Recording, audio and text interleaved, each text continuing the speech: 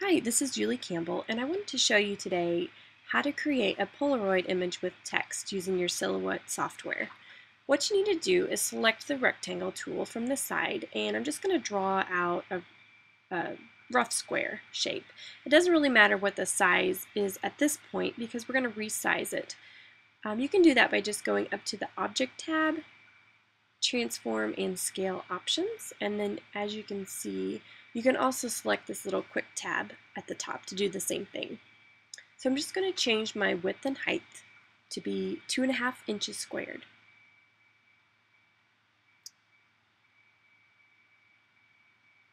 Okay, so that's going to be the inside of my Polaroid frame, and now I'm just going to draw the outside. So I'm just going to quickly draw another rectangle, and then I'm just going to click and kind of drag the edges until I get it to be the size that I like.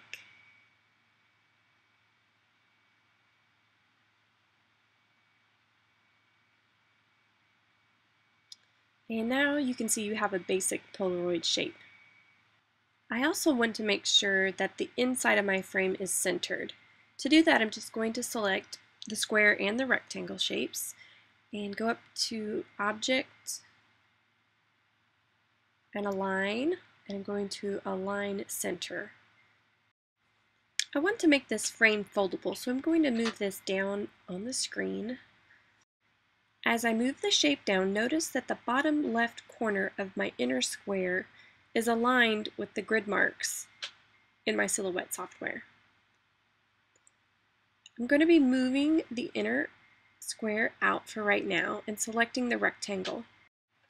To make the back of the Polaroid, I'm just going to duplicate this rectangle shape. I'm going to bring that up top, and then I want to weld these two images together so that the silhouette doesn't cut the rectangle in half. The front and back of the Polaroid image is now one, so we can bring back the inner frame of the front of the Polaroid.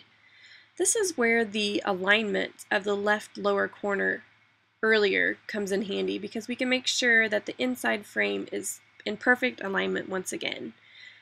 Because I'm adding text, this portion of the tutorial is very important. I need to make a compound path between both the inner and the outer portions of this frame. I did that by selecting both the rectangle and the square, going up to the Object tab and selecting the Make Compound Path option. Now we're going to add text.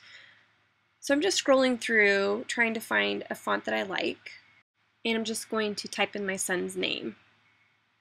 At this point, I'm just going to resize my font and move that down into my frame so that the bottom of the letters extend down into the frame itself. Once I have everything sized correctly, I'm just going to select the entire piece and then weld that together. At this point, you can actually stop here, but I want to create a score line for my frame to make it easier to fold in half. So I'm selecting the line tool, and if you go up to the top, you can actually select different types of lines. So I'm selecting a dashed line that would be appropriate for scoring. And I'm just going to quickly draw that across. If you hold the Shift key down, it will create a straight line for you. Once I have a line, I will just click and drag that into place. Once again, I need to make sure that the fold line is centered on my frame. To do that, I'm just selecting everything, going up to Object and down to Align and Align Middle. And as you can see, that score line moved down to the correct place. To make sure nothing shifts out of place later, I'm just selecting everything and grouping the shape together. The frame is now finished and ready to cut.